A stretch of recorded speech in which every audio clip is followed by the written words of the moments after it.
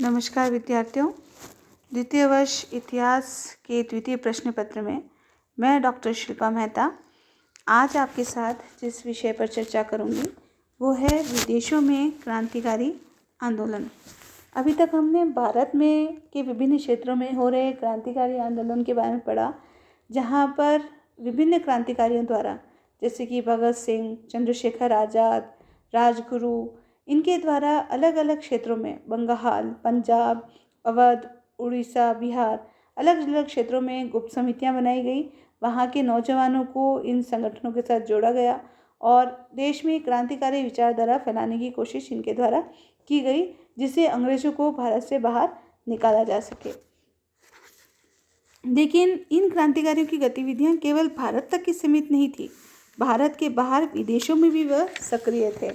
उन्होंने अन्य देशों के क्रांतिकारियों से संपर्क स्थापित करने, भारत की स्वाधीनता के बारे में वहाँ प्रचार करने, विदेशियों से सहायता प्राप्त करने और विदेशों से भारतीय क्रांतिकारियों के लिए हथियार भिजवाने का भी इनके द्वारा प्रयास किया गया था।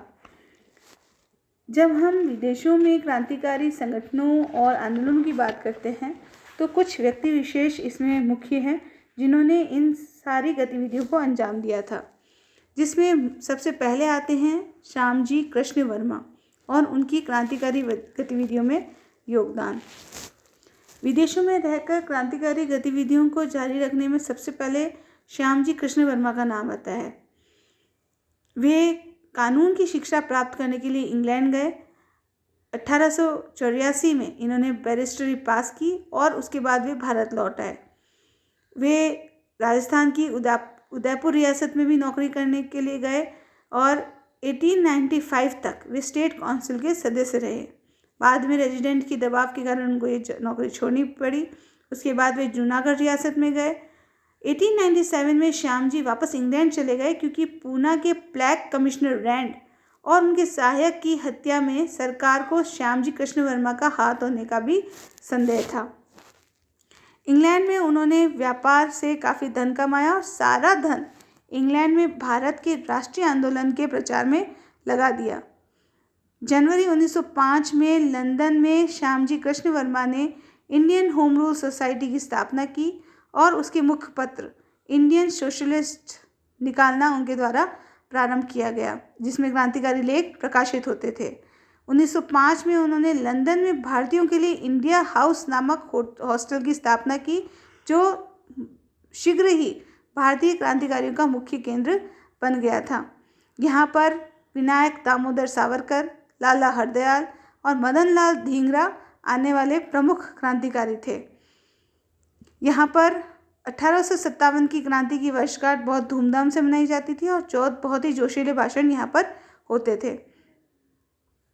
यहाँ पर इंग्लैंड में पढ़ने वाले नवयुवक भी आते थे। ब्रिटिश सरकार बार बार उन्हें परेशान करने लग गई, इसलिए श्याम जी ने इंग्लैंड छोड़ना ही उचित समझा और 1907 में वे पेरिस, बाद में फ्रांस और स्विट्जरलैंड चले गए।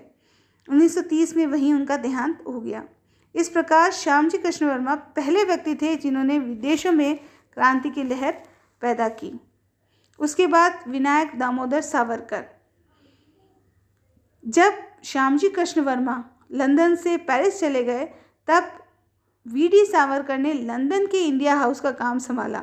उनके नेतृत्व में पहले की भांति 1857 की क्रांति की वर्षगांठ धूमधाम से मनाई जाती थी और क्रांतिकारी पर्चे छपवाकर भारत के विभिन्न हिस्सों में भेजे जाते थे।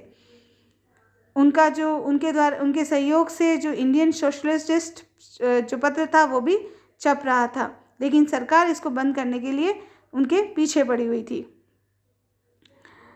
बाद में उनकी मदद के लिए आर्थर एफ हार्सली भी आए, जिन्होंने इस पत्र को निकालने में उनका सहयोग दिया, लेकिन सरकार ने उन्हें पकड़कर जेल में डाल दिया। भारत और इंग्लैंड में ब्रिटिश सरकार जिस अमानवीय तरीके से भारतीय क्रांतिकारियों एवं उग्रवादियों का दमन कर रही थी, उससे इंग्लैंड में रहने वाले कुछ भारतीय नवयुवकों पर बुरा प्रभाव पड़ रहा था।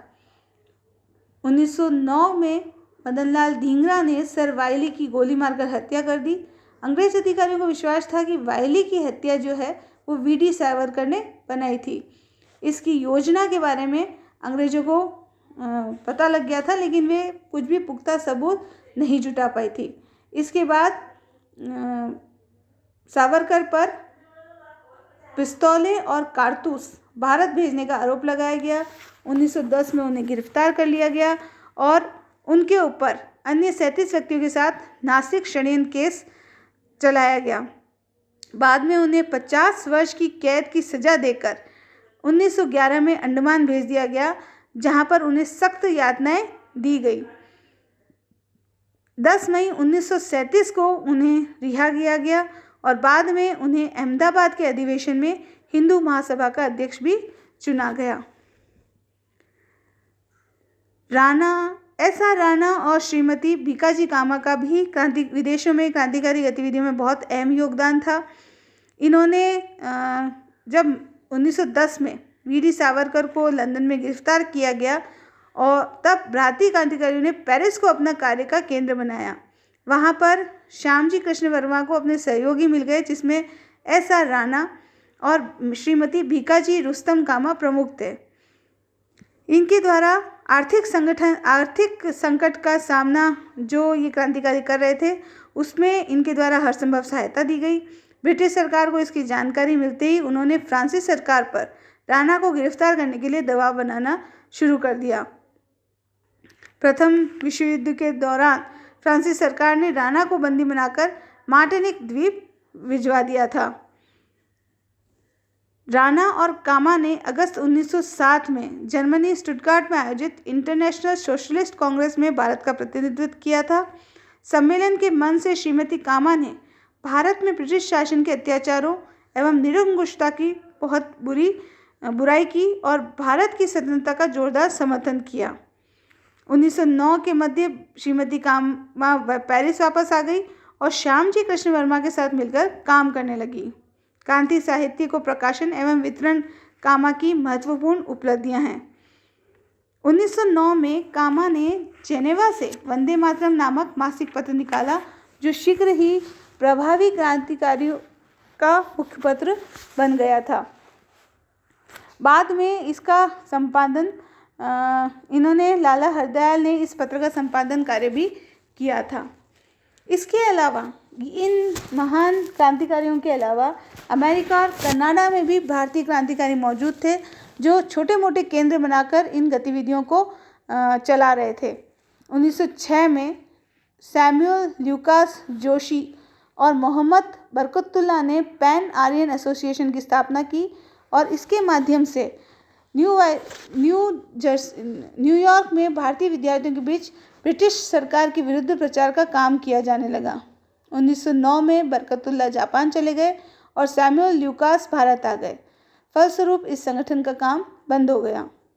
1906 में के अंत तक संयुक्त राज्य अमेरिका के पश्चिमी तट और कनाडा में बहुत से भारतीय नागरिक आकर बस चुके थे। वे यहाँ कारखानों में काम करते थे, लेकिन उनको आर्थिक मंदी के फलस्वरूप मालिकों द्वारा पूर्ण वेतन नहीं दिया जाता था। इस अवसर पर उन्हें लगा कि भारतीय मजदूर उनके संघर्ष में बाधक सिद्ध हो रहे हैं, क्योंकि उस समय जो मालिक थे वो आर्थिक संकट से गुजर रहे थे। उन्होंने भारतीय मजदूरों के विरुद्ध हिंसात्मक उपायों का सहारा लिया और उन्होंने कारखाने से निकाल दिया। उन्हीं में से रामनाथ पुरी, जो लाहौर जिले के रहने वाले थे, वे 1906 में अमेरिका आए थे। उन्होंने वहाँ पर सैन फ्रांसिस्को में इंडियन एसोसिएशन की स्थापना की और बाद में अलग अलग नगरों में इसकी शाखाएं कायम की गई। इन लोगों ने वहाँ पर गुप्त समितियां बनाकर क्रांतिकारी गतिविधियां शुरू की। अमेरिका के भारतीयों तथा स्थानीय लोगों में ब्रिटिश साम्राज्य तथा सरकारी नीतियों के विरुद्ध प्रचार करने में तारकनाथ भी अग्रणी थे। तारकनाथ कलकत्ता के क्रांतिकारी थे और अनुशंसन समिति में भी, उनके निर्माण में भी उनका हाथ था। इस प्रकार ये भी देखा गया कि तारकनाथ ने अप्रैल 1908 में वैंकूवर में फ्री हिंदुस्तान का प्रकाशन शुरू किया, जिसका अंक सीटल और न्यूयॉर्क से भी प्रकाशित हुआ था। इसके बाद न्यूयॉर्क से ये जो अखबार है वो रेगुलर प्रकाशित होता रहा।